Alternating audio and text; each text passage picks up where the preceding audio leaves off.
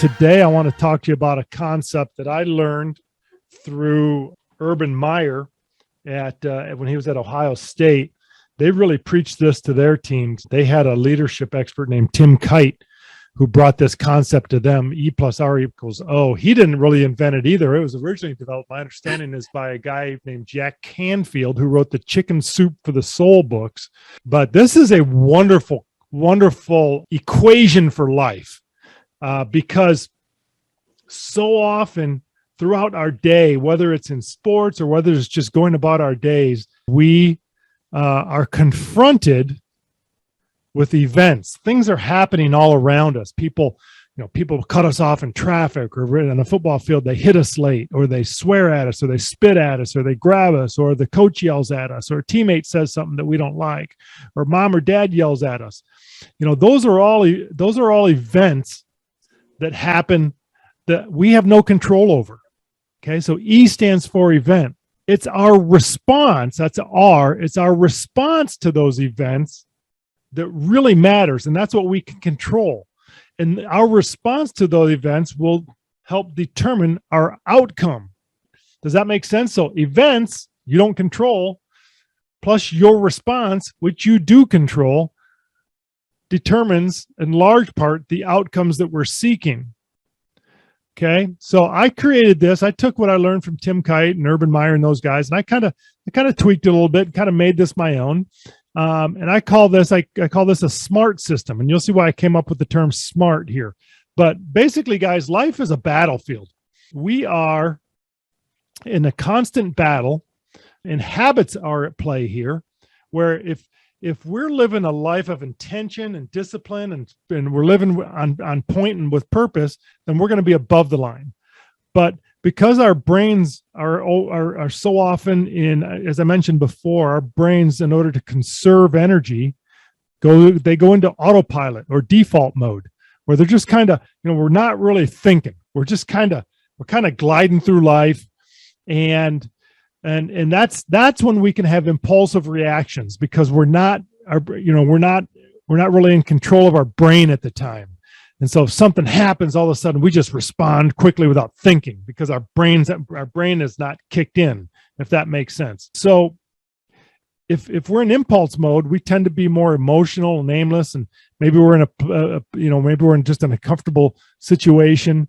But what we want to do is when events happen, we want to respond with intention, above the line, not below the line. So I created this concept called SMART. Okay, so if you look on the lower left-hand corner here, something happens. Okay, an event happens. If we want to respond above this line, here's a line. If we want to respond above the line, the first thing we need to do, because we know that our brain is probably in autopilot mode, is we need to stop and don't respond. Press pause and get ourselves out of that impulse mode that we might be in. And the best way to get ourselves out of impulse mode is just don't respond. Stop. Press that pause button. Okay.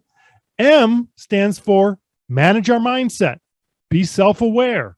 What state of mind is my brain in right now? Am I in autopilot mode, or am I in intention mode? So this is all about being self-aware. Okay. During this time, we want to have a chance to think about, how do we want to respond? Now that we know where our mind is, what our mindset is. I use a saying that, hey, when emotion is high, clarity is low. So it's during this manage your mindset stage, you can recognize, am I in an emotional state? And if I'm in an emotional state, I don't want to make a decision. I don't want to make a response, because when I'm in an emotional state, I'm not seeing things clearly. Your vision, you tend to have more tunnel vision. You're not seeing the big picture. You're not trusting your instincts and your intuition. You're simply just not thinking clearly. Okay, so you wait for your emotions to subside. That's managing your mindset. Being self-aware of your mindset, and then manage it. Let your emotions subside so you can think creatively. You can think without emotion involved, and you're going to choose a better response. A simply stands for take action. This is where you take the best act, given the event that you were given. You choose the best response that you think is going to create the outcome that you want. Okay, so the action step is your R, your response. Now, R stands for review, adjust, and adapt. Sometimes the best available response at the time isn't the best response down the road. So we have to review, and we can say, hey, do I need to make some adjustments here? So R stands for review, adjust, and adapt. And then T simply stands for train and transform. You want to build skill around this, train, get reps, practice it, be aware when you're in an emotional state. Make sure that you're pausing and you're not responding when things happen, that you're in the right emotional state so you can respond with skill and discipline. And transform, your leader, right? People are watching you. Football is a very emotional sport, and because it's so violent, it's so emotional. So this is a really powerful skill in life and in any sport, but especially football because it's such an emotional sport. Now, let me tell you how most people respond. When events happen, guys, most people respond out of impulse. They don't respond with skill and discipline. They're in a high state of emotion. They're aimless. And so what they do is they resist their reality. R stands, so they rely on what I call RBDW. R stands for resist. They're not seeing their reality. They're resisting reality. They just don't want to accept what's going on. Or B, they blame others. They point their fingers. Hey, this is not my fault. It's their fault. They did it. Again, not the way you want to respond. That tends to be that's a victim mentality. D stands for they defend. Maybe they make excuses.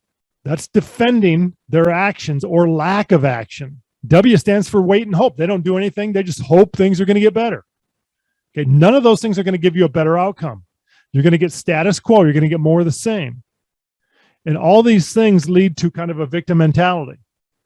So when something happens, don't resist it. Don't blame others. Don't defend or make excuses.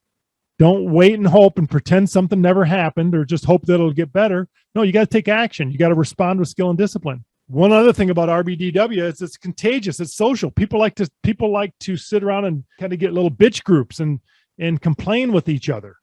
Okay, so it's kind of contagious that way, and it can ruin the culture of your team. It can be a real negative thing on a team if people are sitting around and complaining and bitching and moaning and groaning. It's kind of social. People kind of dig it. It's the way our society works. You know, negativity, people are attracted to that. You got people on the team that are on the fence. You know, that negativity can recruit the marginalized people. It can pull them over to the negative side when really they're not on the negative side to begin with.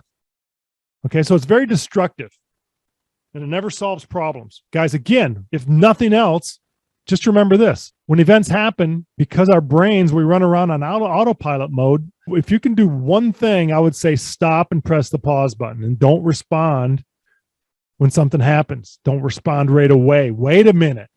Check your mindset. Make sure you're in control of your response. Make sure you're responding with care and thought and discipline in a non-emotional way, and you'll have much better outcomes. Guys, there are people in prison serving life sentences in prison because they did not manage these events very well. When things happen, they responded emotionally and they end up killing somebody or making a stupid mistake where if they had just used this system, this E plus R equals O system to their advantage, they would have avoided the situation that they got themselves in. So I hope this makes sense. And the reason I want to share this to you is because, again, I want you guys to be able to manage your behavior, manage your emotions. You're a leader on the team. I want your teammates to look at you and say, man, that guy's really in control. I really like the way he manages himself. And guys, you cannot lead other people until you can lead yourself. And that's why this stuff is so important. Once you're able to lead yourself in a skillful way, man, now you got a chance to lead other people.